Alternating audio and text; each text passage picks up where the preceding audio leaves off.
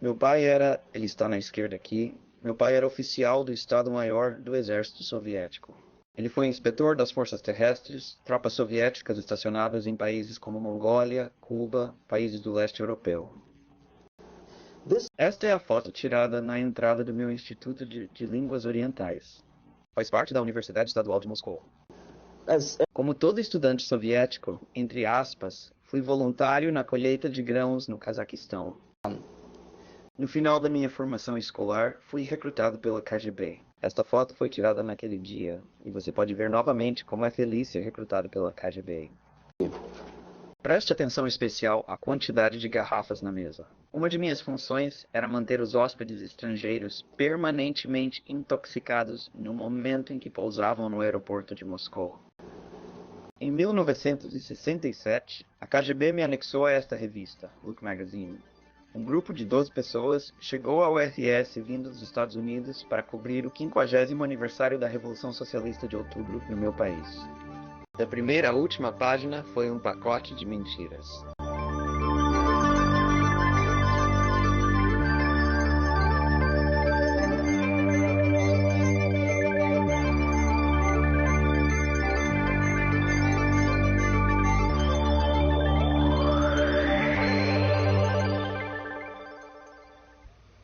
Nossa conversa com o Sr.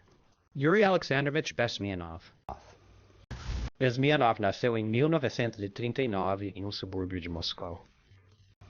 Ele era filho de um oficial de alto escalão do exército soviético. Ele foi educado nas escolas de elite da União Soviética e tornou-se um especialista na cultura e nas línguas indianas. Ele teve uma carreira notável na Novosti, que era e ainda é, devo dizer, o braço de imprensa ou agência de imprensa da União Soviética. Acontece que esta também é uma fachada para a KGB.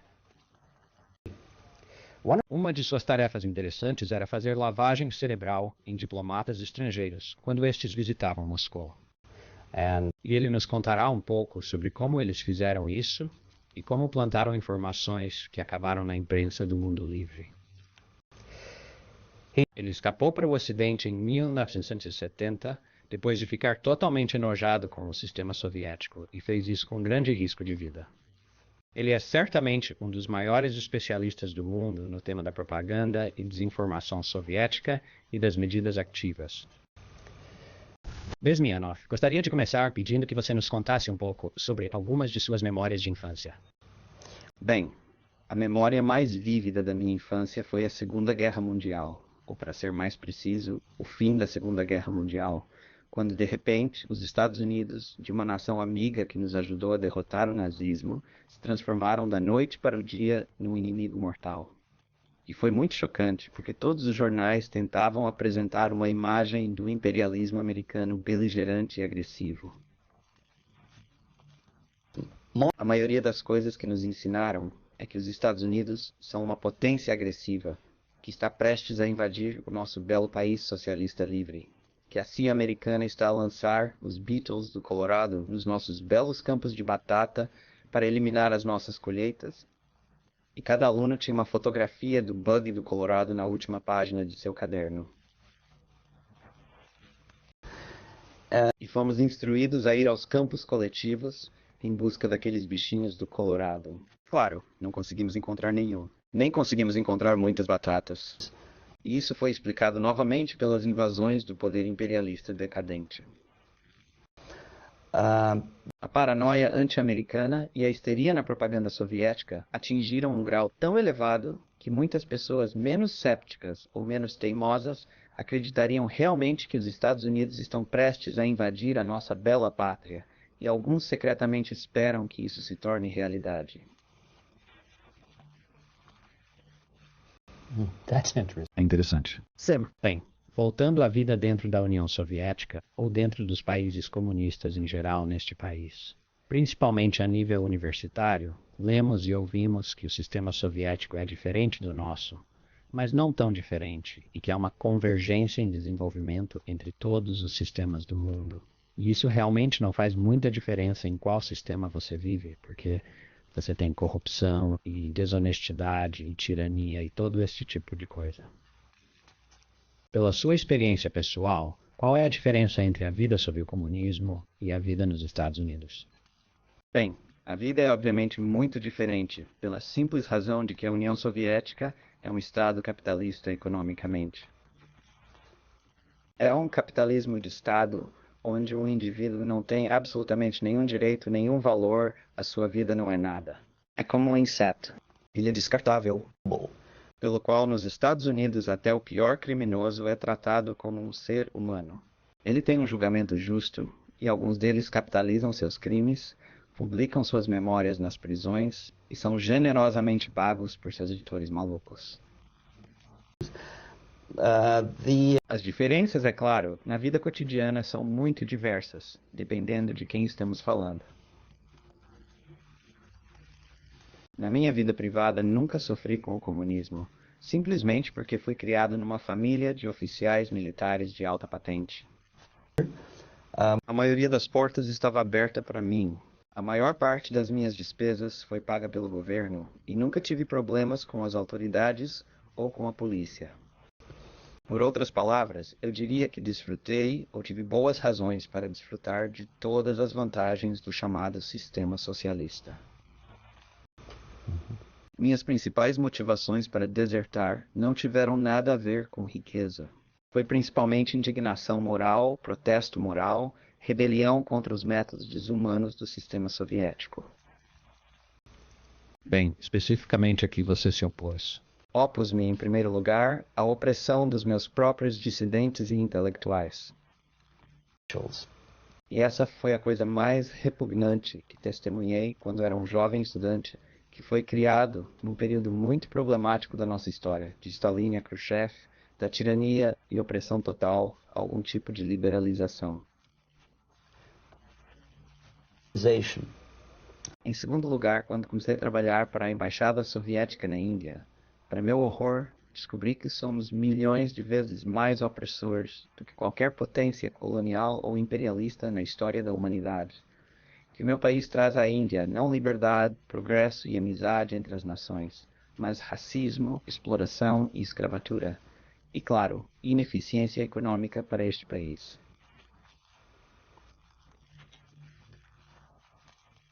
Desde que me apaixonei pela Índia, desenvolvi algo que, para os padrões da KGB, é algo extremamente perigoso.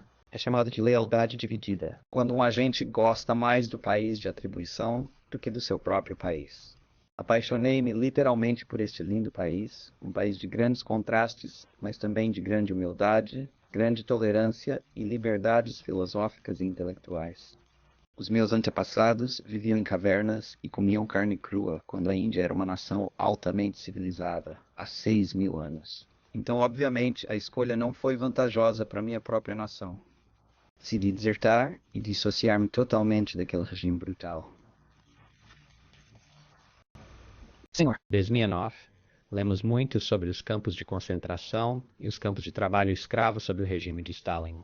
Agora, a impressão geral na América é que essas coisas fazem parte do passado. Eles ainda estão acontecendo hoje? Qual é o status? Sim. Não há nenhuma mudança qualitativa no sistema de campos de concentração soviéticos. Há mudanças no número de presos. Novamente, estas são estatísticas soviéticas não confiáveis. Não sabemos quantos presos políticos existem nos campos de concentração soviéticos. Mas sabemos certamente, através de várias fontes, que em cada momento específico há perto de 25 a 30 milhões de cidadãos soviéticos que são virtualmente mantidos como escravos no sistema de campos de trabalhos forçados. O tamanho da população de um país como o Canadá é o de cumprir penas como prisioneiros. Incrível. Portanto, eu diria que aqueles intelectuais que tentam convencer o público americano de que o sistema de campos de concentração é uma coisa do passado, ou estão enganando conscientemente a opinião pública, ou não são pessoas muito intelectuais.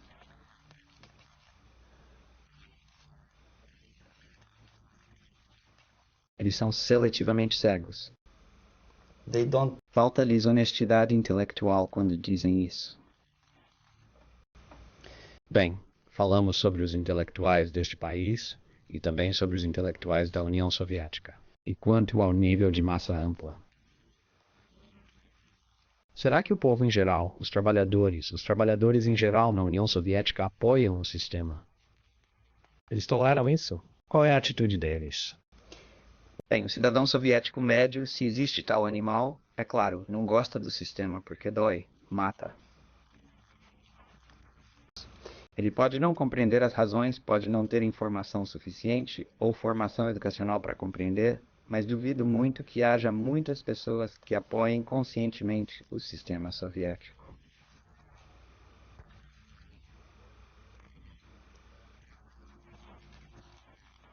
Não existem pessoas assim, não resto. Mesmo aqueles que têm todas as razões para desfrutar do socialismo, pessoas como eu, que são membros da elite jornalística, também odeiam o sistema por diferentes razões. Não porque lhes falta riqueza material, mas porque não são livres para pensar que estão em medo constante, duplicidade, dupla personalidade. E esta é a maior tragédia para a minha nação. Bem, quais você acha que são as chances de as pessoas realmente superarem seu sistema ou substituí-lo? Existe uma grande possibilidade de que o sistema seja mais cedo ou mais tarde destruído por dentro. Existe um mecanismo autodestrutivo embutido em qualquer sistema socialista, comunista ou fascista. Porque falta feedback, porque o sistema não depende da fidelização da população. Mas até que a junta soviética seja apoiada pelos chamados imperialistas ocidentais, isto é, empresas multinacionais, instituições, governos e, convenhamos, intelectuais, a chamada academia nos Estados Unidos é famosa por apoiar o sistema soviético.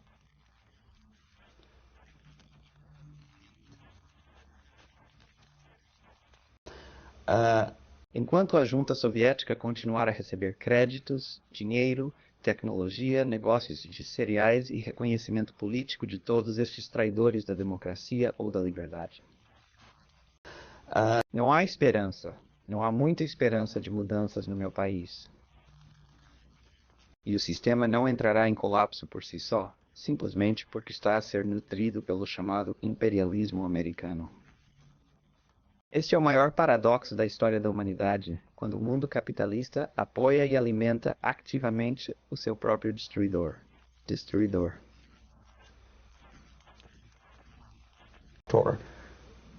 Acho que você está tentando nos dizer algo. Oh, Sam. Estou tentando lhe dizer que isso precisa ser interrompido, a menos que você queira acabar no sistema Gulag e desfrutar de todas as vantagens da igualdade socialista. Trabalhar de graça, pegar pulgas no corpo, dormir nas tábuas de madeira compensada, desta vez no Alasca, eu acho. É aí que os americanos pertencerão, a menos que acordem, claro, e forcem o seu governo a parar de ajudar o fascismo soviético. Bem, você nos contou há pouco por que saiu do sistema. Eu gostaria de ouvir os detalhes de como você fez isso. Deve ter sido uma coisa muito perigosa. Não foi tão perigoso. Foi louco. Em primeiro lugar, porque desertar na Índia é virtualmente impossível. Graças à forte pressão do governo soviético. Com licença, você estava na Índia em missão naquela época. Sim, eu trabalhava para a Embaixada Soviética em Nova Delhi como assessor de imprensa, e desertar para um diplomata soviético é quase impossível. É um suicídio, como eu disse, porque um grande amigo de Indira Gandhi aprovou uma lei no parlamento que diz, e passo a citar, nenhum desertor de qualquer país tem direito a asilo político em qualquer embaixada no território da República Indiana, que é uma obra-prima da hipocrisia. Nenhum outro desertor, a não ser o soviético, precisa de asilo político, sabendo que planejei perfeitamente a maneira mais louca possível de desertar.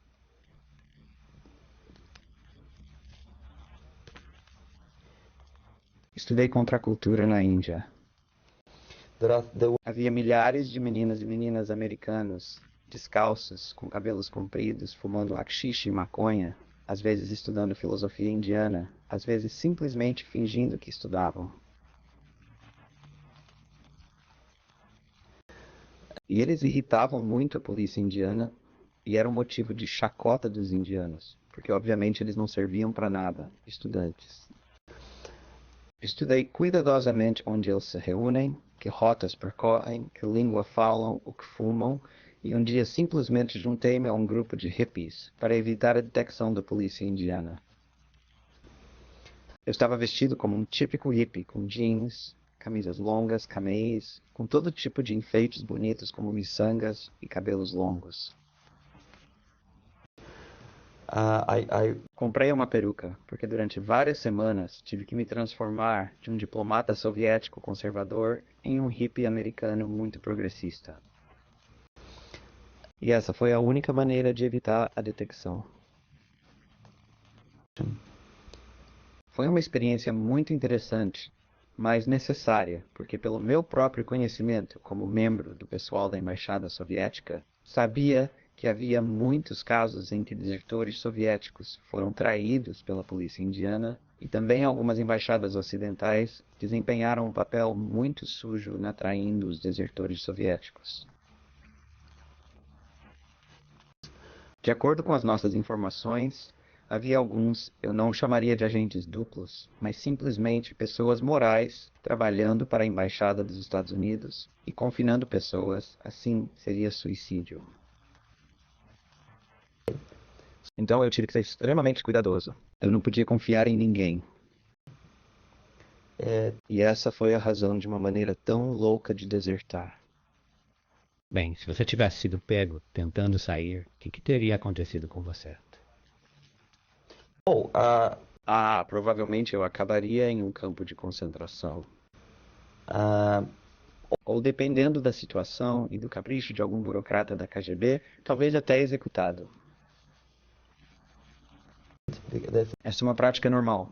Silenciosamente, é claro, não publicamente. Mas isso seria o fim da minha deserção, é claro. Bem, quando você finalmente chegou aos Estados Unidos? Em 1970, após cerca de 6 meses de interrogatório em Atenas pela CIA e presumo que também pelo FBI. Eles me deixaram ir primeiro para a Alemanha e depois para o Canadá. Essa foi a minha decisão. Tive que mudar minha identidade para proteger minha família e meus amigos na URS. E também fiquei um pouco paranoico sabendo que tanto a KGB soviética quanto provavelmente alguns agentes duplos dentro do sistema americano poderiam estar atrás de mim. Então eu queria me estabelecer o mais longe possível. Pedi à CIA que me desse algum tipo de nova identidade e me deixasse ir sozinho. E me estabeleci no Canadá. Eu era um estudante. Mudei muitas profissões, de ajudante agrícola e motorista de caminhão de lavanderia, a instrutor de idiomas e locutor da Canadian Broadcasting Corporation em Montreal.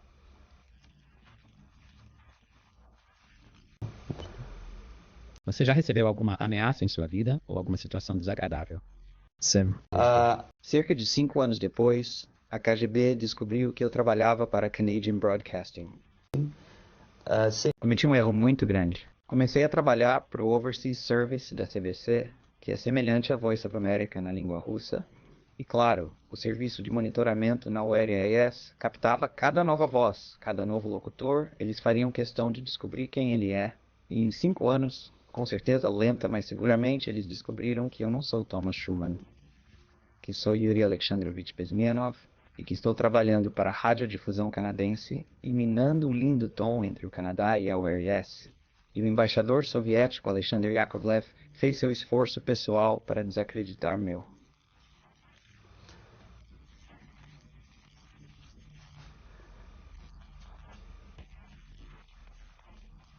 Ele reclamou com Pierre Trudeau, que é conhecido por ser um pouco brando com o socialismo. E a gestão da CBC comportou-se de uma forma muito estranha e cobarde, imprópria para representantes de um país independente como o Canadá.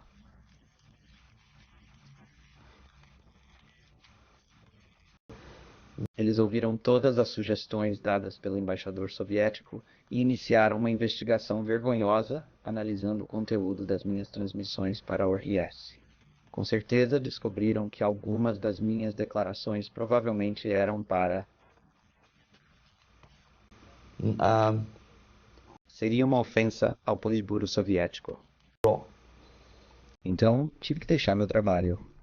E claro, intimidações sutis. Eles diriam algo como: por favor, atravesse a rua com cuidado, porque você sabe que o trânsito é muito intenso em Quebec. E felizmente conheço a psicologia e a lógica de atividade da KGB e nunca me deixei intimidar. Esta é a pior coisa. É isso que eles esperam que uma pessoa, um desertor, se sinta intimidada.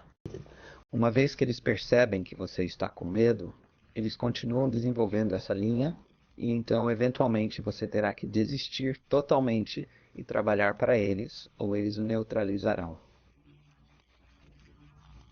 Eles iriam definitivamente parar todos os tipos de atividade política que não conseguiram fazer no meu caso, porque eu estava trabalhando teimosamente para a emissora canadense.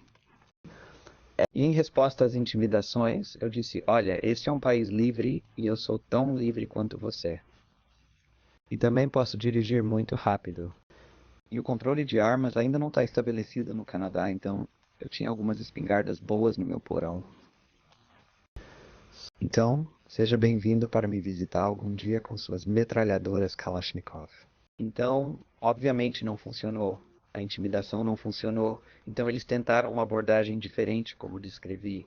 Eles abordaram no mais alto nível, no nível da burocracia canadense. E nesse nível eles tiveram sucesso. Nesse nível, eles tiveram sucesso. No nível individual, eles falharam completamente. Mr. Bismianov trouxe consigo uma série de slides que tirou da União Soviética, e acho que este é um bom momento para dar uma olhada nos slides. Agora os espectadores poderão ver esses slides enquanto falamos sobre eles. Sim, esta é uma coleção de slides. Alguns deles são instantâneos do meu álbum de família, alguns deles são documentos que contrabandeei da Embaixada Soviética, e alguns são reproduções da mídia local. Costumo mostrá-los para estabelecer minha credibilidade como desertor.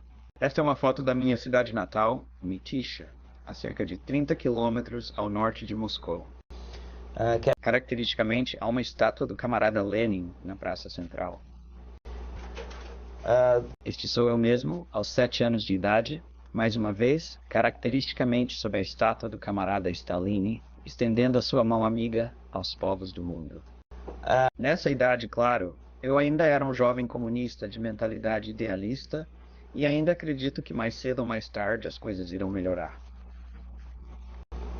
Mas percebi que o sistema fede, que algo é suspeito e que a ideologia é falsa.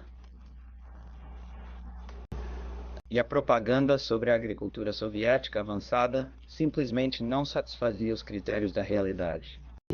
Se falam em abundância de alimentos e não há nenhum nas lojas, deve haver algo errado. Meu pai era... Ele está na esquerda aqui. Meu pai era oficial do Estado-Maior do Exército Soviético. Ele era inspetor de forças terrestres, tropas soviéticas estacionadas em países como Mongólia, Cuba, países do leste europeu. Se ele estivesse vivo hoje, provavelmente estaria à espera de tropas soviéticas na Nicarágua, em Angola e em muitas outras partes do mundo. Felizmente ele morreu e não viu a desgraça, porque no fundo ele era um patriota russo. Ele não gostou da ideia de expandir o poderio militar soviético, especialmente nas áreas onde não éramos bem-vindos. Ao contrário de muitos outros oficiais militares, ele se reportava diretamente ao ministro da Defesa, contornando a KGB e o serviço diplomático. Em outras palavras, ele era um profissional militar de confiança. E tenho a impressão de que esse tipo de pessoas é muito menos agressivo e aventureiro do que os burocratas do partido no Kremlin.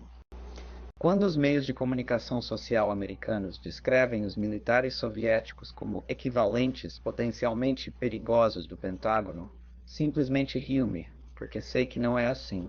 Sei que a parte mais perigosa das estruturas de poder soviéticas não é de todo militar. Muito provavelmente, se chegarem ao poder no meu país, haverá negociadores mais sensatos para o desarmamento nuclear e a retirada das tropas soviéticas de muitas partes do mundo. Mas se alguém da estrutura do partido ou da estrutura da KGB desse ordens de intervenção militar, eles a seguiriam. Eles têm que obedecer, sim, porque são militares profissionais. Mas eles, veja bem, o triângulo de poder e ódio na URSS é o partido no topo, a elite do partido, a oligarquia do partido, depois os militares e a KGB na base. Eles se odeiam. E o triângulo mais odiado, o canto mais odiado do triângulo, são os burocratas do Partido Comunista.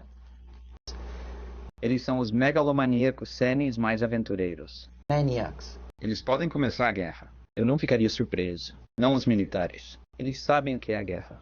Pelo menos meu pai fez. Esta é a foto tirada na entrada do meu Instituto de Línguas Orientais. Faz parte da Universidade Estadual de Moscou. Eu me formei em 1963. Agora, com licença, Tava. Eu estou à direita e à esquerda está o meu colega de escola, Vadim Svirnov, que mais tarde foi um aparatik no Comitê Central do Partido Comunista da União Soviética. O que é um aporáquico? É um funcionário, algo como o serviço público no Império Britânico. Alguém que nunca é demitido do serviço. Ele fica lá internamente. Ele pode não ser promovido muito, mas é um burocrata confiável que permanecerá para sempre. Estudei não só línguas, mas também história, literatura e até música. Nesta foto, estou tentando aprender a tocar um instrumento musical indiano. Até tentei parecer um índio quando era aluno do segundo ano. Nada mal, certo? Sim. Na verdade, foi fortemente encorajado pelos instrutores da minha escola, porque os graduados da minha escola foram mais tarde empregados como diplomatas, jornalistas, estrangeiros ou espiões. Como todo estudante soviético, eu estava, entre aspas, como voluntário na colheita de grãos no Cazaquistão.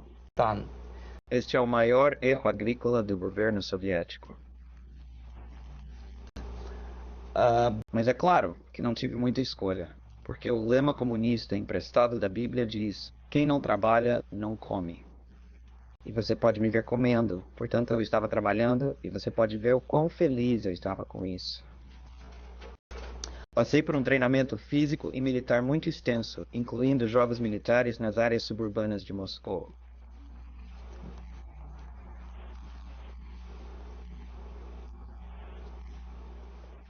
Areas of Moscow. E aqui, por exemplo, estamos em um tour pela área de Arkhangelsk.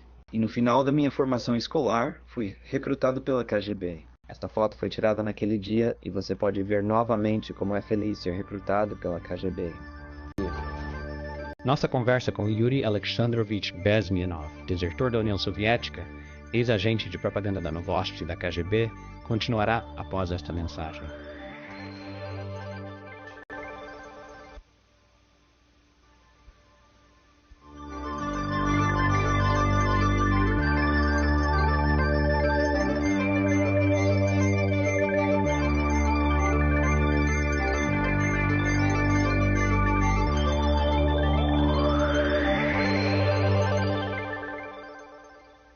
Tudo bem.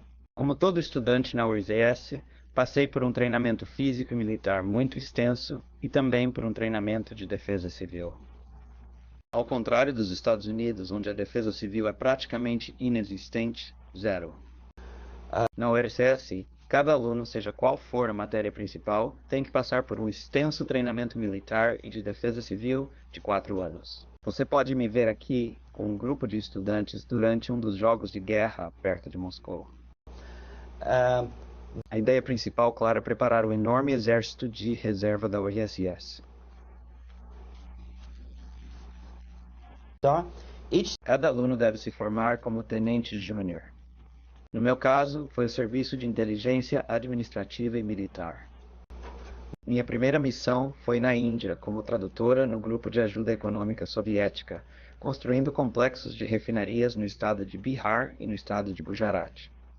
Naquela época, eu ainda acreditava de forma ingênua e idealista que o que fazia contribuía para o entendimento e a cooperação entre as nações. Levei vários anos para perceber que o que estávamos trazendo para a Índia era um novo tipo de colonialismo, 1000 vezes mais opressivo e explorador do que qualquer colonialismo ou imperialismo na história da humanidade. Mas naquela época eu ainda esperava que talvez não fosse tão ruim assim. pudesse ser pior e as coisas pudessem melhorar. E até tentei implementar o belo lema marxista: proletários de todos os países, univos. Tentei me unir a uma bela garota indiana. E na verdade fiquei fascinado pela cultura indiana, pela vida familiar deste país. Mas obviamente, o Partido Comunista tinha planos diferentes para os meus genes, então tive que me casar com uma linda garota russa. Ao longo da minha carreira, casei-me 3 vezes. A maioria desses casamentos foram casamentos de conveniência, por recomendação do departamento de pessoal. Essa é uma prática norte-norte. Quando um cidadão soviético é designado para um trabalho estrangeiro, ele tem que ser casado, seja para manter a família na URSS como refém, ou se for um casamento de conveniência como o meu, para que marido e mulher sejam virtualmente informantes um do outro para evitar a deserção, ou contaminação por ideias imperialistas ou capitalistas decadentes. No meu caso, eu odiava tanto aquela garota que no momento em que desembarquei em Moscou, nos divorciamos e me casei mais tarde, pela segunda vez. Ao final da minha primeira missão na Índia, fui promovido ao cargo de oficial de relações públicas. Você pode me ver aqui traduzindo um discurso de um chefe soviético. E você está à direita. Estou à direita aqui, sim. E a ocasião foi o comissionamento do complexo de refinaria em Bihar, Baravni. De volta a Moscou, fui imediatamente recrutado pela agência de imprensa Novosti, que é uma frente de propaganda e subversão ideológica do KGB. 75% dos membros do Novosti são oficiais da comissão da KGB. Os outros 25 são, como eu, agentes cooptados designados para operações específicas. Neste caso específico, você pode me ver conversando com estudantes da Lumumba Friendship University em Moscou.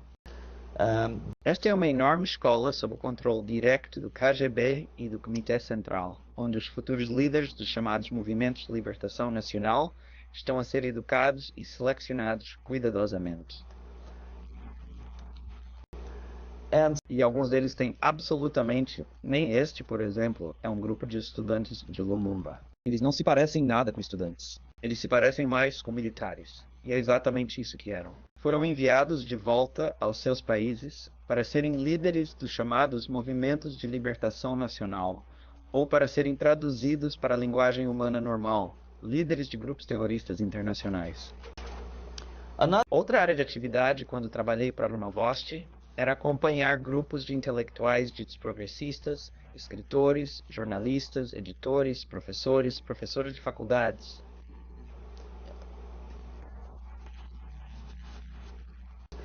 Podem ver-me aqui no Kremlin, sou o segundo à esquerda, com um grupo de intelectuais paquistaneses e indianos. A maioria deles fingiu não compreender que estamos realmente a trabalhar em nome do governo soviético e da KGB.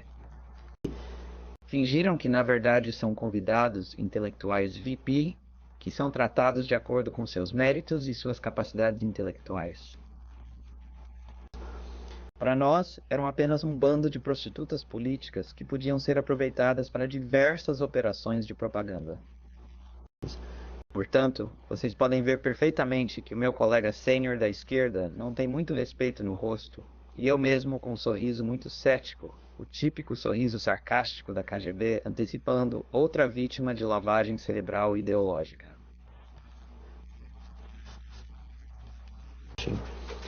É assim que se parece uma conferência típica na sede da Novosti em Moscou.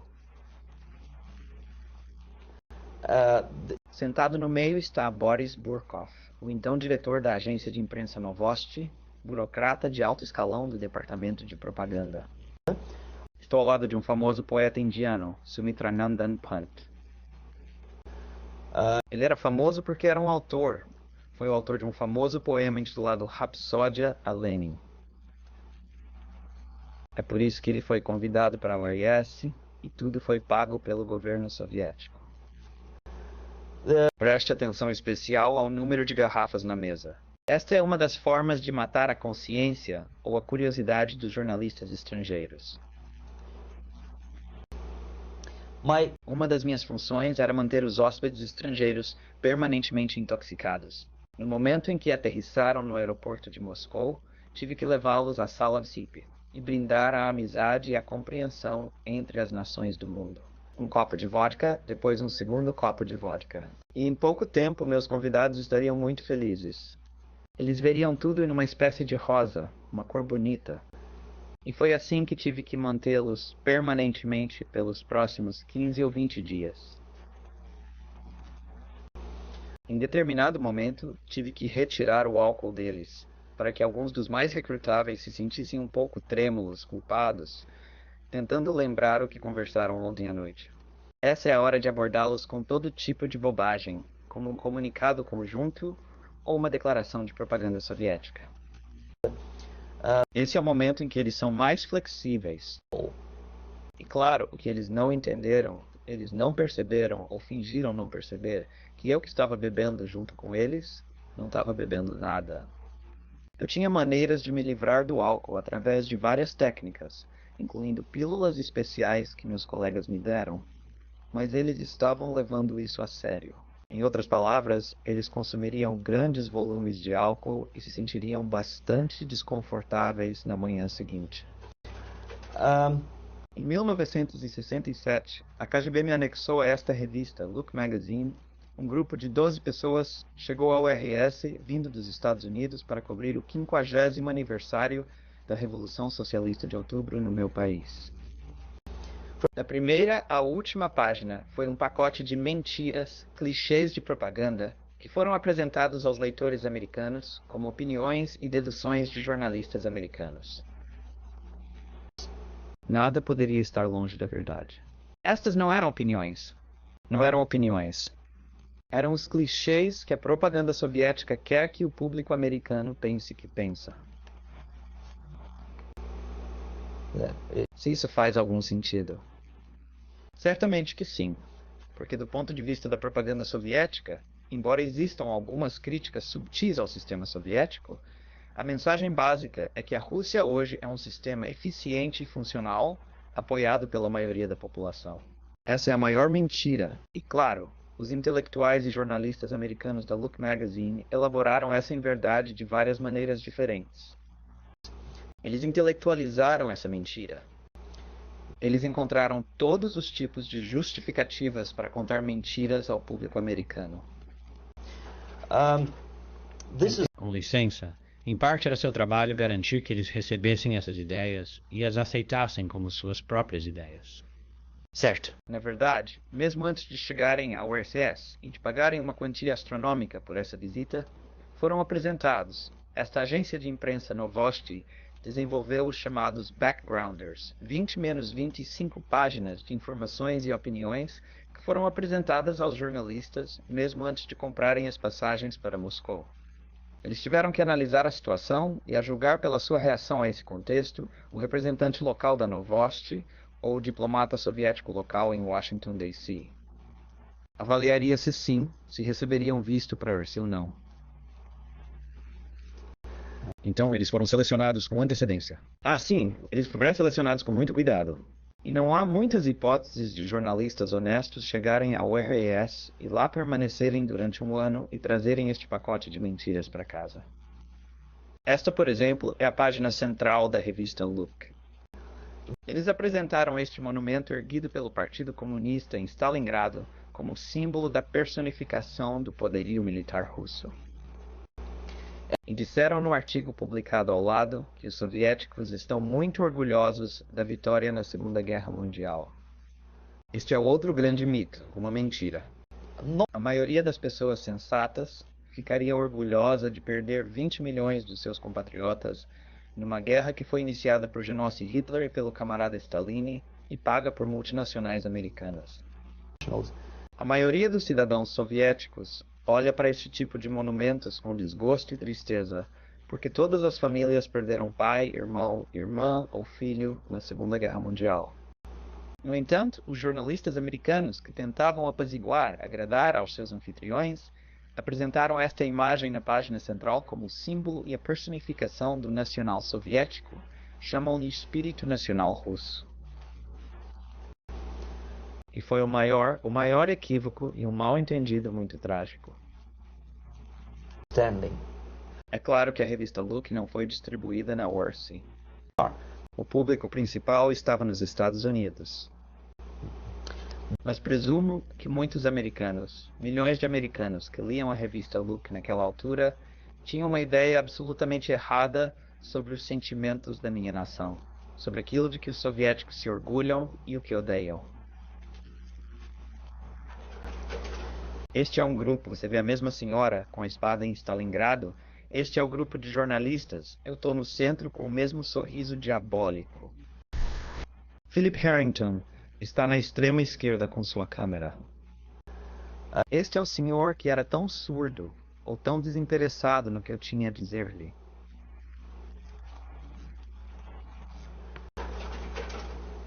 Esta é a mesma imagem, uma ampliação da mesma imagem.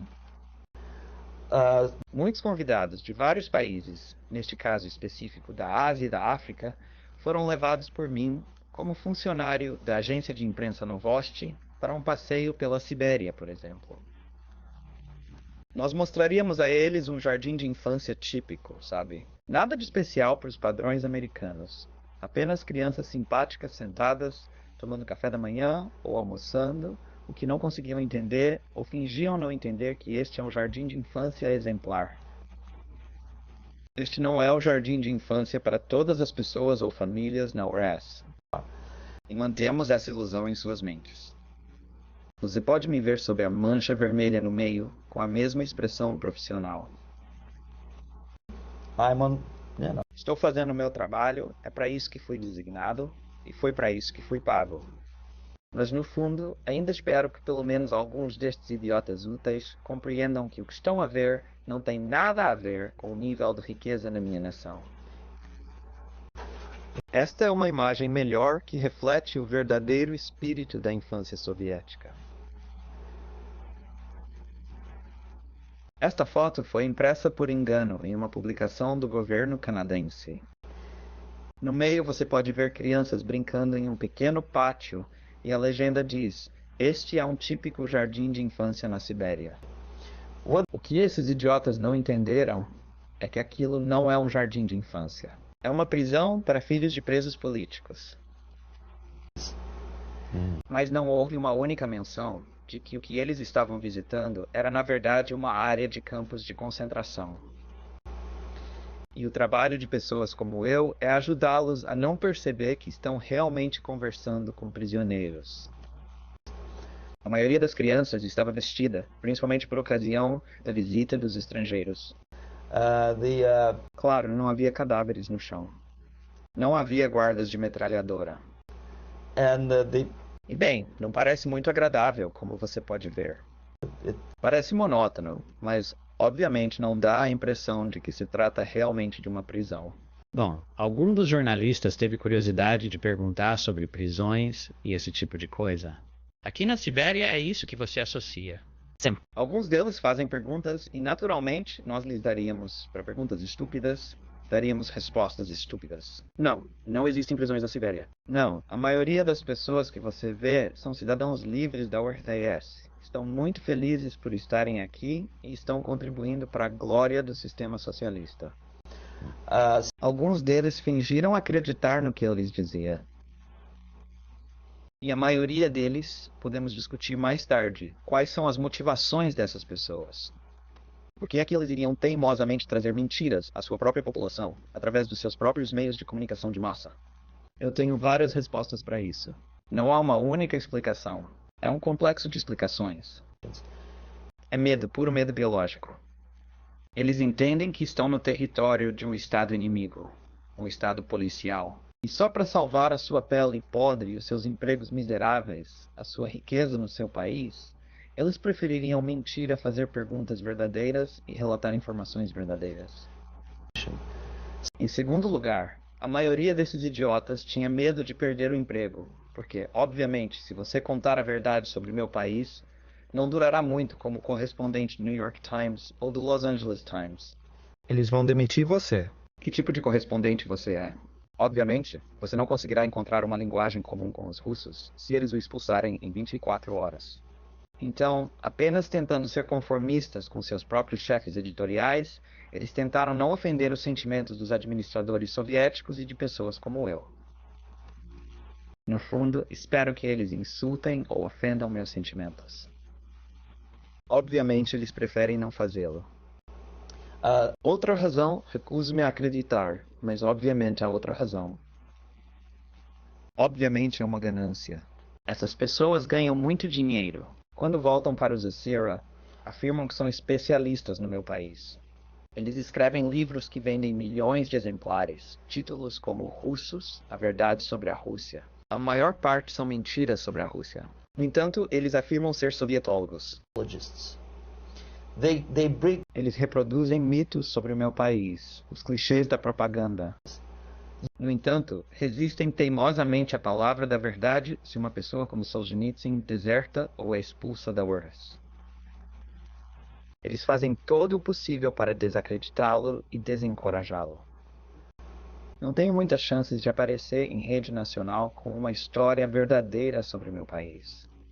Mas um idiota útil como Hendrik Smith ou Robert Kaiser, eles são grandes heróis. Eles voltam da URSS e dizem, estávamos conversando com dissidentes na Rússia. Problema. Os dissidentes soviéticos perseguem os correspondentes americanos nas ruas.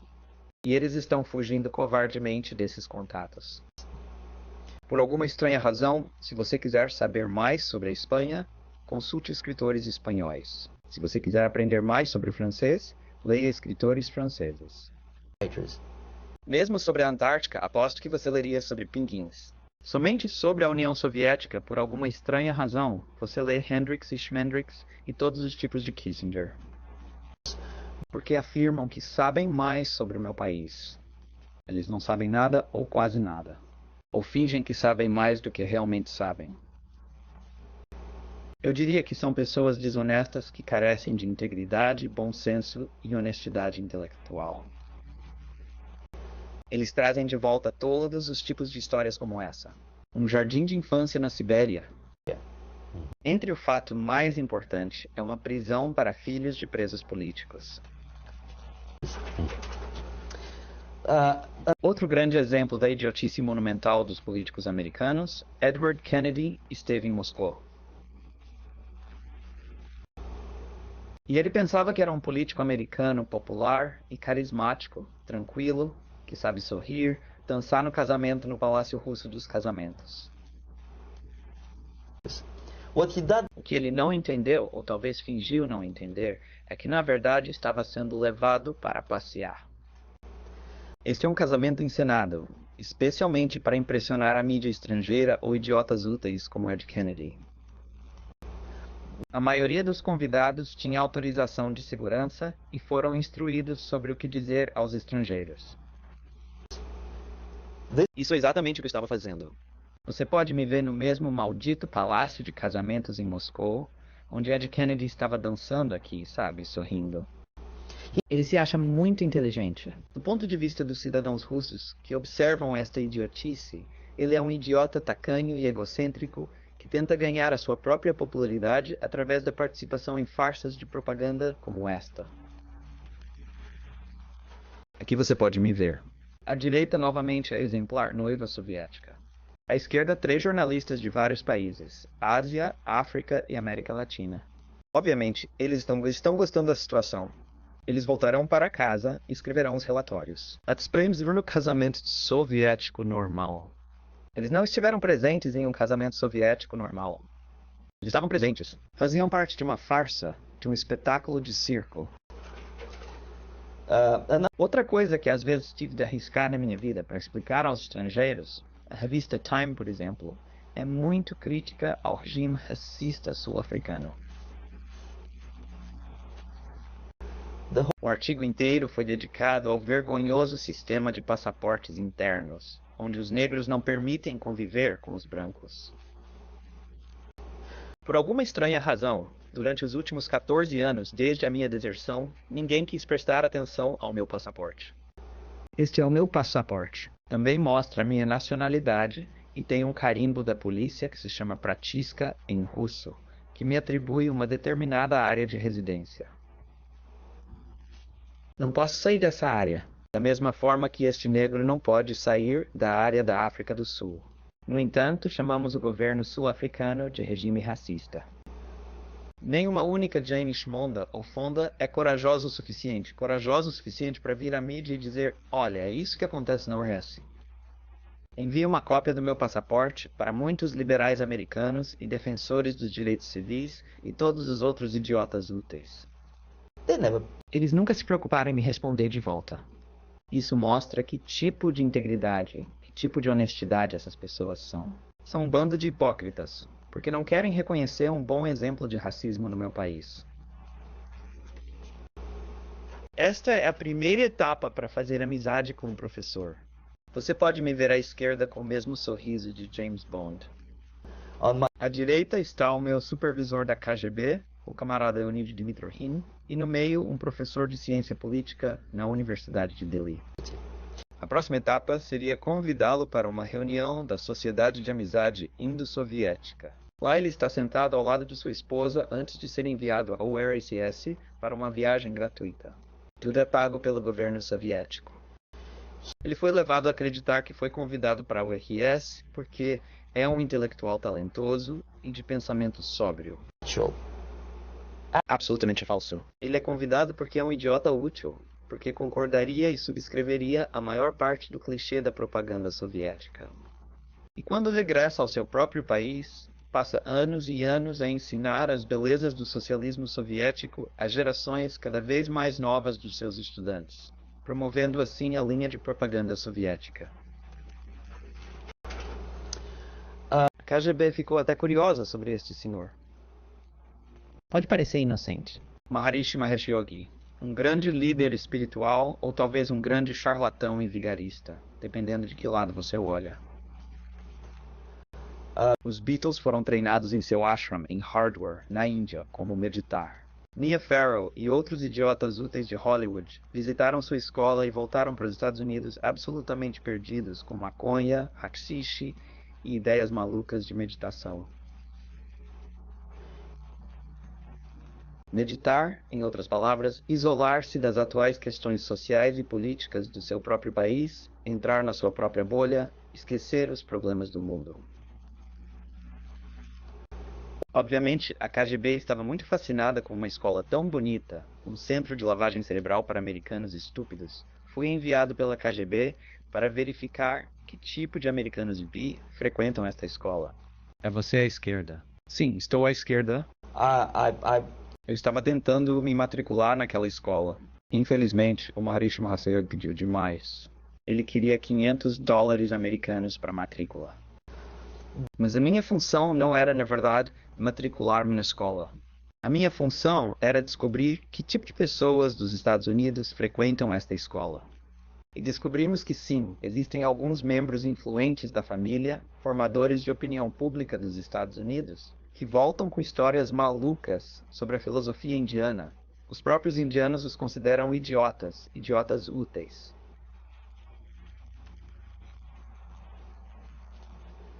Para não falar da KGB, que os via como pessoas extremamente ingênuas e equivocadas.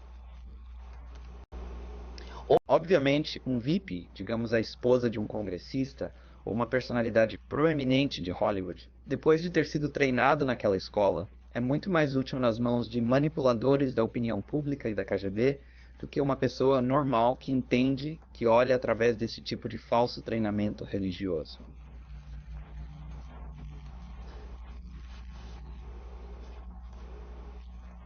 Por que eles seriam mais suscetíveis à manipulação? Acabei de mencionar isso, porque você vê uma pessoa que está muito envolvida na meditação introspectiva. Se você observar cuidadosamente o que Maharishi Mahesh Yogi está ensinando aos americanos, é que a maioria dos problemas, a maioria das questões candentes de hoje, podem ser resolvidas simplesmente pela meditação. Não balance o barco. Não se envolva. Apenas sente-se. Olhe para o seu umbigo e medite. E as coisas, devido a alguma lógica estranha, devido à vibração cósmica, irão se acalmar por si mesmas. Isto é exatamente o que a KGB e a propaganda marxista-leninista querem dos americanos para desviar a sua opinião, atenção e energia mental das questões reais dos Estados Unidos para não questões, para uma harmonia não mundial e inexistente. Obviamente é mais benéfico para os agressores soviéticos ter um bando de americanos enganados do que americanos que são autoconscientes, saudáveis, fisicamente aptos e alertas para a realidade. Maharishi Mahesh Yogi obviamente não está na folha de pagamento da KGB, mas quer saiba disso ou não, contribui enormemente para a desmoralização da sociedade americana. E ele não é o único. Existem centenas desses gurus que vêm ao seu país para capitalizar a ingenuidade e a estupidez dos americanos. A moda. É uma moda meditar. É moda não se envolver. Então, obviamente, você pode ver que se a KGB estava tão curiosa, se eles pagaram minha viagem para Hardware, se me designaram para aquele trabalho estranho, obviamente eles ficaram muito fascinados.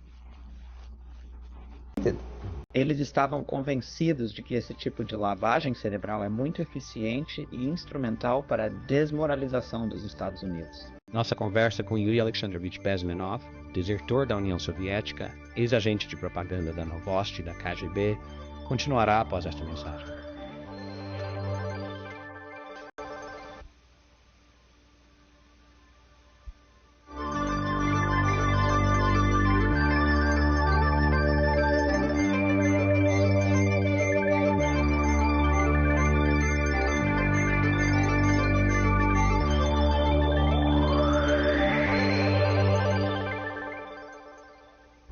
Esta imagem mostra parte do edifício da Embaixada da URSS. E os meus supervisores à esquerda são o Comrade Mehdi, um comunista indiano, e à direita, Comrade Mitrohin. Meus supervisores no Departamento Secreto de Pesquisa e Contra-Propaganda. Não tem nada a ver com pesquisa ou contra-propaganda.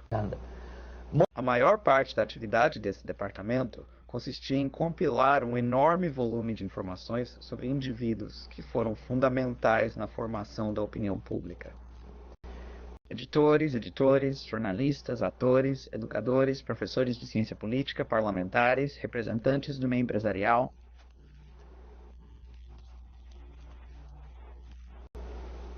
A maioria dessas pessoas foi dividida aproximadamente em grupos. Aqueles que revocassem a política externa soviética seriam promovidos a posições de poder através da manipulação da mídia e da opinião pública.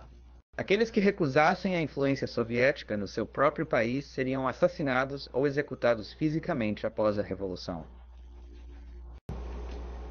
Da mesma forma que na pequena cidade de Hue, no Vietnã do Sul, vários milhares de vietnamitas foram executados numa noite, quando a cidade foi capturada pelos Vietcongues durante apenas 2 dias.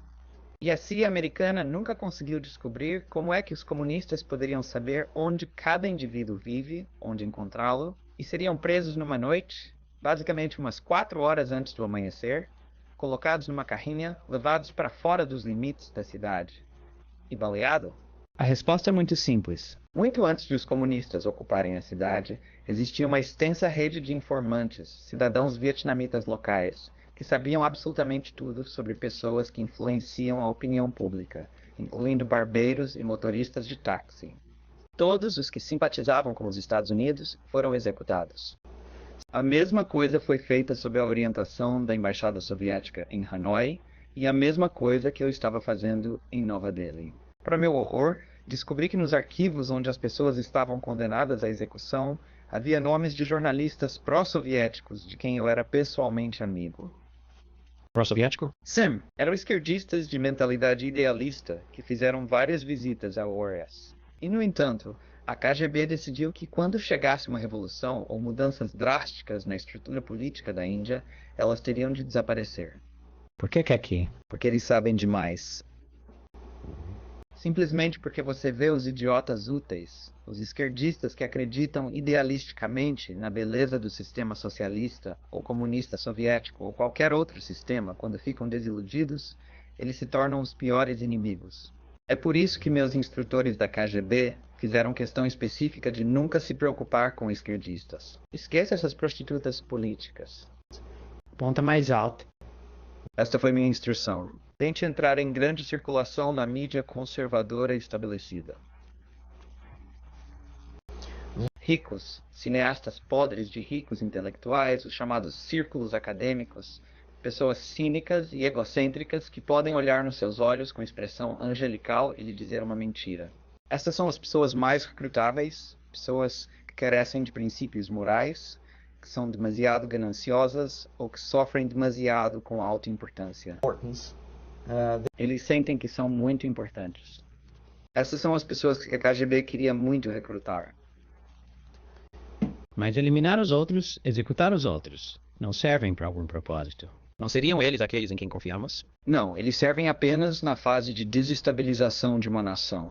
Por exemplo, os vossos esquerdistas nos Estados Unidos, todos estes professores e todos estes belos defensores dos direitos civis são fundamentais no processo de subversão, apenas para desestabilizar a nação. Quando seu trabalho estiver concluído, eles não serão mais necessários. Eles sabem demais. Alguns deles, quando ficam desiludidos, quando veem que os marxistas-leninistas chegam ao poder, obviamente ficam ofendidos. Eles acham que chegarão ao poder. Isso nunca acontecerá, é claro. Eles serão alinhados contra a parede e fuzilados. Mas podem transformar-se nos inimigos mais ferrenhos dos marxistas-leninistas quando estes chegarem ao poder. E foi isso que aconteceu na Nicarágua. Você se lembra que a maioria desses ex-marxistas-leninistas foram presos, ou um deles se separou e agora está trabalhando contra os sandinistas. Aconteceu em Granada, quando Maurice Bishop, ele já era marxista, foi executado por um novo marxista, que era mais marxista do que este marxista. O mesmo aconteceu no Afeganistão, quando primeiro houve Taraki, ele foi morto por Amin, depois Amin foi morto por Babrak Karmal, com a ajuda da KGB. O mesmo aconteceu no Bangladesh, quando Mujibur Rahman, um esquerdista muito pró-soviético, foi assassinado pelos seus próprios camaradas militares marxistas-leninistas.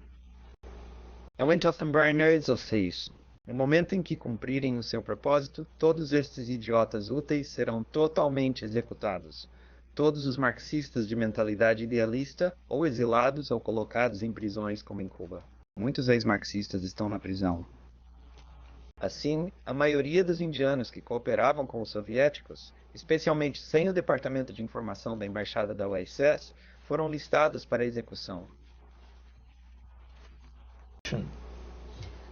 E quando descobri esse fato, é claro que estava doente. Estava mental e fisicamente doente. Pensei que um dia fosse explodir durante o briefing no gabinete do embaixador. Eu me levantaria e diria que somos basicamente um bando de assassinos. Isso é o que somos. Não tem nada a ver com amizade e compreensão entre a nação e blá blá blá. Somos assassinos. Comportamos-nos como um bando de bandidos, num país que nos é hospitaleiro. Um país com tradições antigas. Mas eu não desertei. Tentei transmitir a mensagem para meu horror. Ninguém queria nem ouvir, muito menos acreditar no que eu tinha a dizer. E tentei todos os tipos de truques. Eu vazaria informações por meio de cartas ou documentos perdidos ou algo parecido. E ainda não recebi nenhuma mensagem. A mensagem não foi publicada nem mesmo nos meios de comunicação conservadores da Índia. O impulso imediato para desertar foi a crise do Bangladesh, que foi descrita pelos correspondentes americanos como uma revolução islâmica de base, o que é uma bobagem absoluta. Não havia nada a ver com o Islão e não houve revolução popular. Na verdade, não há período de revoluções populares. Qualquer revolução é um subproduto de um grupo altamente organizado de organizadores conscienciosos e profissionais. Mas não tem nada a ver com a base. Em Bangladesh, não houve nada com as bases. A maioria dos membros do partido da Liga Awami, Liga Awami significa Partido do Povo, foram treinados em Moscou na escola secundária do partido. A maioria dos líderes Mukti Fauj. Mukti Fauj em Bengali significa Exército Popular, assim como Swapo e todos os tipos de exércitos de libertação em todo o mundo. O mesmo bando de idiotas úteis. Eles foram treinados na Universidade Lumumba e em vários centros da KGB em Simferopol, na Crimeia e em Tashkent. Então, quando vi que o território indiano está a ser usado como trampolim para destruir o Paquistão Oriental, vi-me, milhares de supostos estudantes, a viajar através da Índia para o Paquistão Oriental, através do território da Índia, e o governo indiano fingiu não ver o que está acontecendo. Indo. Eles sabiam perfeitamente bem, a polícia indiana sabia disso. O departamento de inteligência do governo indiano sabia disso. A KGB, é claro, sabia disso. E a CIA sabia disso. Isso foi muito enfurecedor, porque quando desertei e expliquei aos interrogadores da CIA, eles deveriam tomar cuidado porque o Paquistão Oriental iria entrar em erupção a qualquer momento. Disseram que eu estava lendo muitos romances de James Bond. De qualquer forma, o Paquistão Oriental estava condenado. Um dos meus colegas no consulado soviético em Calcutá, quando estava completamente bêbado, aventurou-se no porão para se aliviar. E ele encontrou grandes caixas que diziam impressos para a Universidade de Dhaka. Dhaka é a capital do Paquistão Oriental. E como ele estava bêbado e curioso, ele abriu uma das caixas e descobriu que não havia material impresso. Ele descobriu armas Kalashnikov e munições lá de qualquer maneira. É uma longa história quando vi os preparativos para a invasão do Paquistão Oriental. Obviamente eu queria desertar imediatamente, a única coisa que não consegui. Naquele momento, não consegui decidir quando, onde e como. Uma das razões, claro, é que eu estava apaixonado pela Índia. Eu mencionei isso antes. Eu falei as línguas. Eu socializei com as pessoas e compreendi que tinha de agir rapidamente, a menos que quisesse que este belo país fosse permanente e irreparavelmente danificado pela nossa presença. Uma das razões para não desertar foi, como você pode ver, que eu vivia em relativa riqueza. Quem diabos na mente normal desertaria e faria o quê? Ser abusado pela sua mídia, ser chamado de macartista, fascista e paranoico, ou dirigir um táxi na cidade de Nova York. O quê? Por que diabos eu deveria desertar? Ser abusado pelos americanos? Ser insultado em troca do meu esforço para trazer informações verdadeiras sobre o perigo iminente de subversão? Como vocês podem ver, eu vivia em condições bastante desconfortáveis ao lado da piscina, onde os índios não eram permitidos, aliás. Eu era um especialista em propaganda altamente remunerado. Eu tinha minha família. Fui respeitado pela minha nação. Minha carreira foi sem nuvens. A terceira razão, como desertar com a família. Desertar com o bebê e a esposa seria um suicídio virtual, porque de acordo com a lei, aquela lei hipócrita que citei antes, a polícia indiana terá que me devolver a KGB. E esse será o fim da minha deserção e provavelmente da minha vida. Mais uma vez, não posso contrabandear a minha mulher porque ela não tinha a certeza do que eu estava a fazer. Ela não estava tão idealistamente envolvida e definitivamente não estava no quadro geral do que eu estava fazendo para a KGB. Ela ficaria chocada se eu a colocasse na minha van e a levasse à embaixada americana ou a outro lugar. Isso seria um perigo maior. Então, novamente, tive que desertar de tal forma que minha deserção parecesse um simples desaparecimento. E houve muitos casos como este, em que os agentes soviéticos simplesmente desapareceram, ou mortos em combate, ou graças à sua curiosidade e aos seus contactos próximos com radicais, alguns deles foram mortos pelos marxistas, aliás. Aconteceu em muitos países africanos quando o KGB soviético foi morto pelos próprios africanos. Não porque odiassem os marxistas-leninistas, mas porque eram simplesmente um bando de personagens indisciplinados no gatilho. Se você lhes der uma metralhadora, eles atirarão. E alguns dos soviéticos obviamente não foram cuidadosos o suficiente para se protegerem e se envolveram em situações embaraçosas quando foram baleados no fogo cruzado entre facções dos chamados movimentos de libertação, de qualquer maneira. Então decidi, como disse, estudar a contracultura. Ser a melhor maneira de desaparecer. Eu socializei com personagens como esse da esquerda. Veja, ele é um hippie americano descalço. Levei muito tempo para estudar exatamente o que eles estavam fazendo e como me misturar com eles. Mas eventualmente eu consegui. A maioria dos jornais indianos publicou minha foto e a promessa de 2.000 rúpias por informações sobre meu paradeiro. Mas procuravam a pessoa errada, porque obviamente tentaram deter um jovem diplomata soviético de camisa branca e gravata. E foi assim que olhei para o momento da deserção.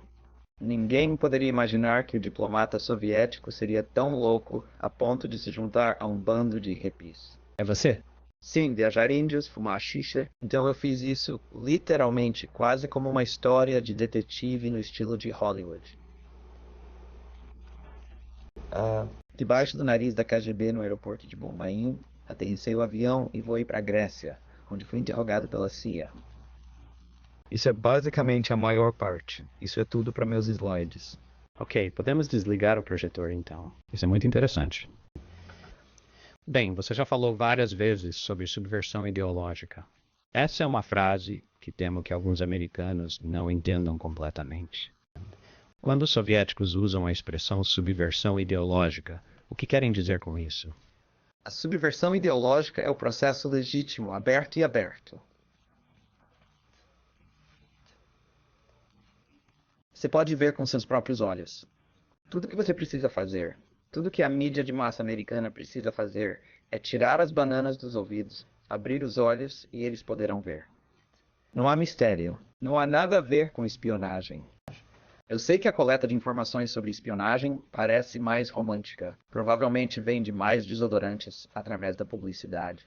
É por isso que seus produtores de Hollywood são tão loucos por thrillers do tipo James Bond. Mas na realidade, a ênfase principal do KGB não está de todo na área da inteligência. De acordo com a minha opinião, e a opinião de muitos desertores do meu calibre, apenas cerca de 15% do tempo, dinheiro e mão de obra são gastos na espionagem como tal. Os restantes 85% são um processo lento que chamamos de subversão ideológica ou de medidas ativas, активные мероприятия na linguagem do KGB ou guerra psicológica. O que basicamente significa é mudar a percepção da realidade de cada americano, a tal ponto que, apesar da abundância de informação, ninguém seja capaz de chegar a conclusões sensatas no interesse de defender a si mesmo, as suas famílias, a sua comunidade e ao seu país.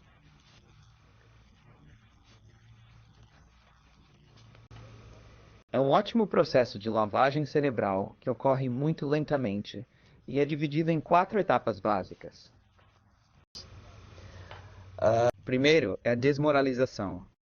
São necessários de 15 a 20 anos para desmoralizar uma nação. Por que tantos anos? Porque este é o número mínimo de anos necessários para educar uma geração de estudantes no país do seu inimigo, expostos à ideologia do inimigo.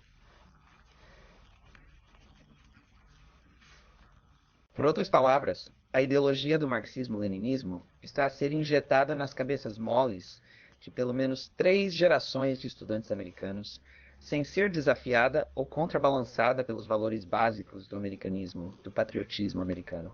O resultado? O resultado você pode ver. A maioria das pessoas que se formaram na década de 60, desistentes ou intelectuais incompletos, estão agora ocupando posições de poder no governo, na função pública, nas empresas, nos meios de comunicação de massa, no sistema educacional. Você está preso a eles. Você não pode se livrar deles. Eles estão contaminados. Eles são programados para pensar e reagir a certos estímulos de acordo com um determinado padrão. Você não pode fazê-los mudar de ideia, mesmo que os exponha a informações autênticas, mesmo que prove que branco é branco e preto é preto. Você ainda não consegue mudar a percepção básica e a lógica do comportamento. Ou seja, nessas pessoas, o processo de desmoralização é completo e irreversível. Para livrar a sociedade dessas pessoas, serão necessários mais 20 ou 15 anos para educar uma nova geração de pessoas com mentalidade patriótica e bom senso que estariam agindo em favor e no interesse da sociedade dos Estados Unidos.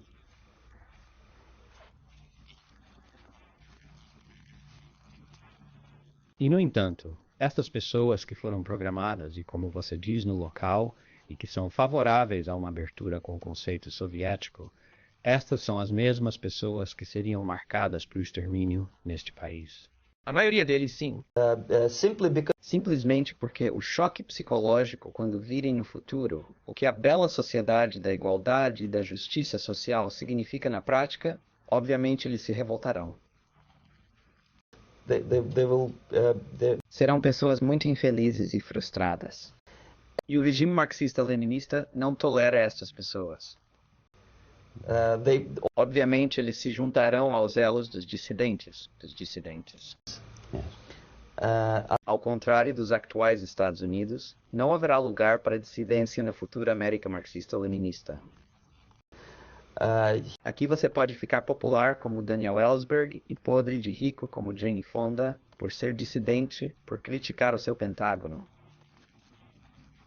No futuro, essas pessoas serão simplesmente esmagadas como baratas. Ninguém lhes vai pagar nada pelas suas belas e nobres ideias de igualdade.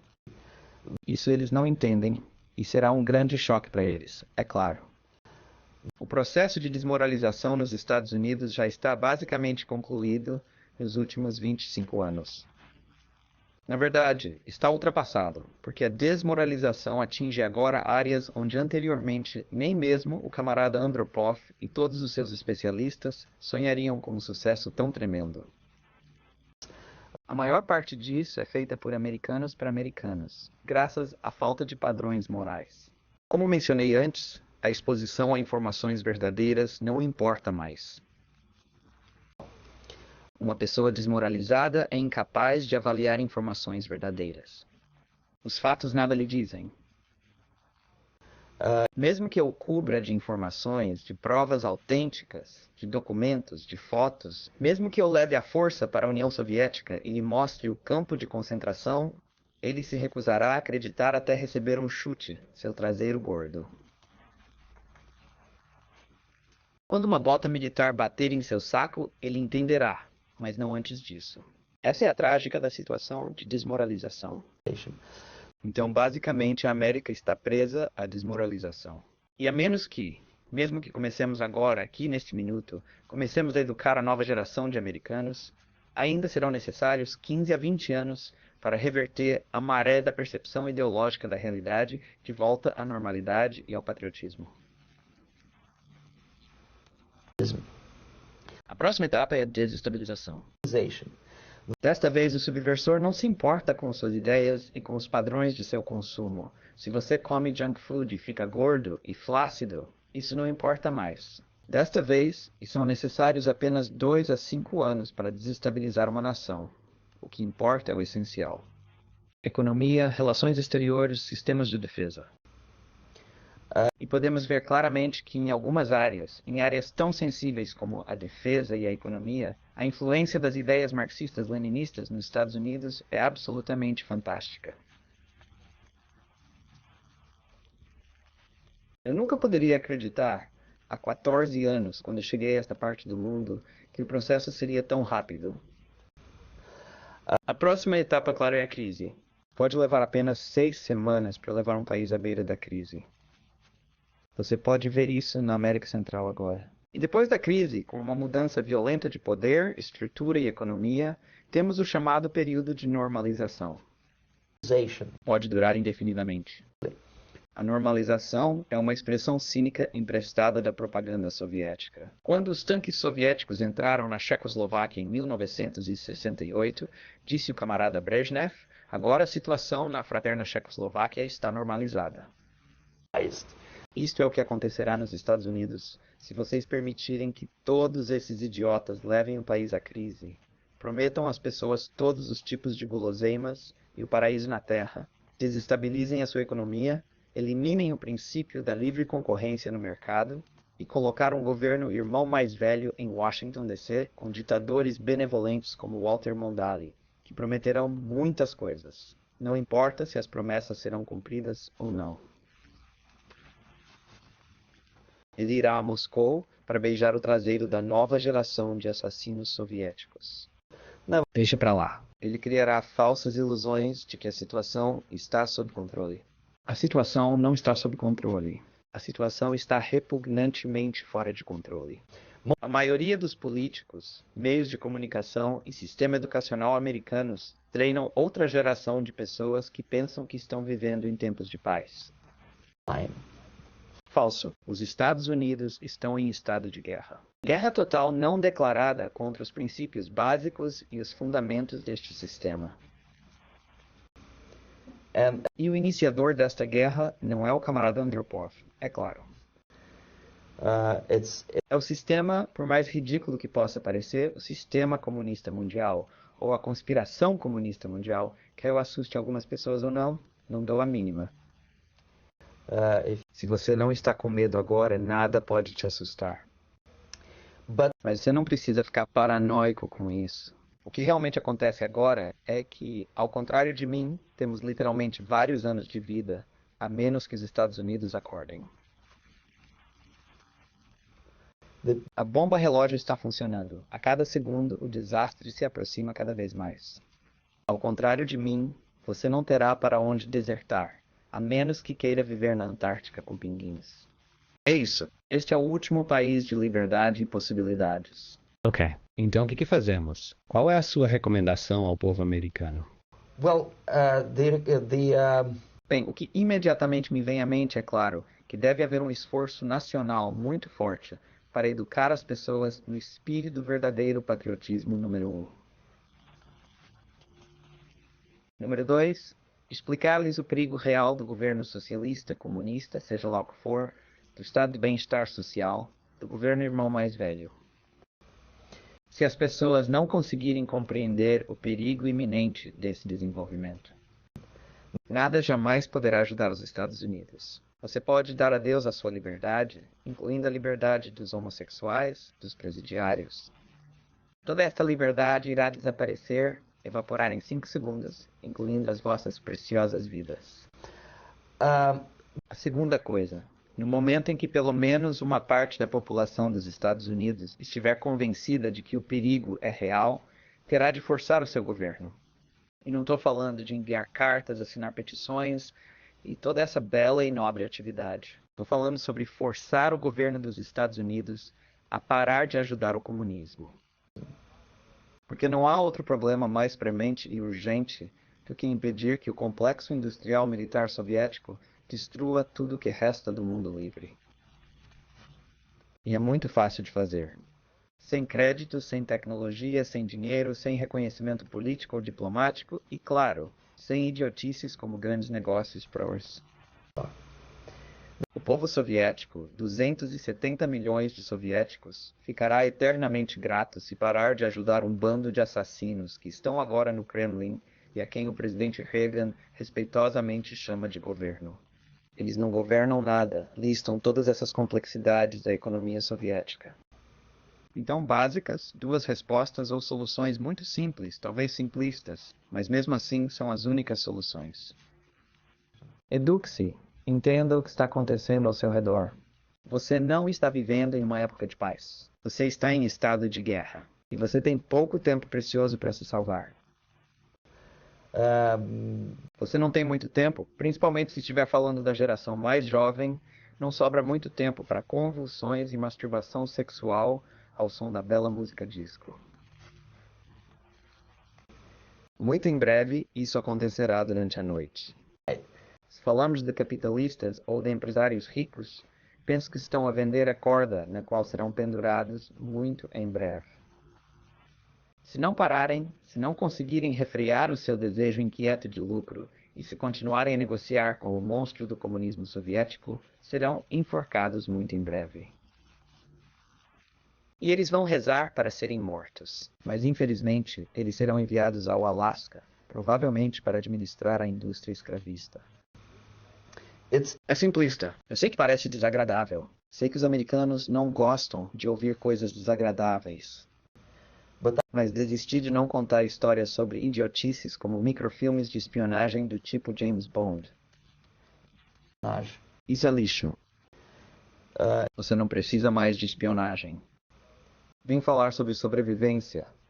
É uma questão de sobrevivência deste sistema. Você pode me perguntar o que é isso para mim? Sobrevivência, obviamente. Porque, ao contrário do que eu disse, agora estou no seu barco. Se cantarmos juntos, cantaremos lindamente juntos. Não há outro lugar neste planeta para onde desertar.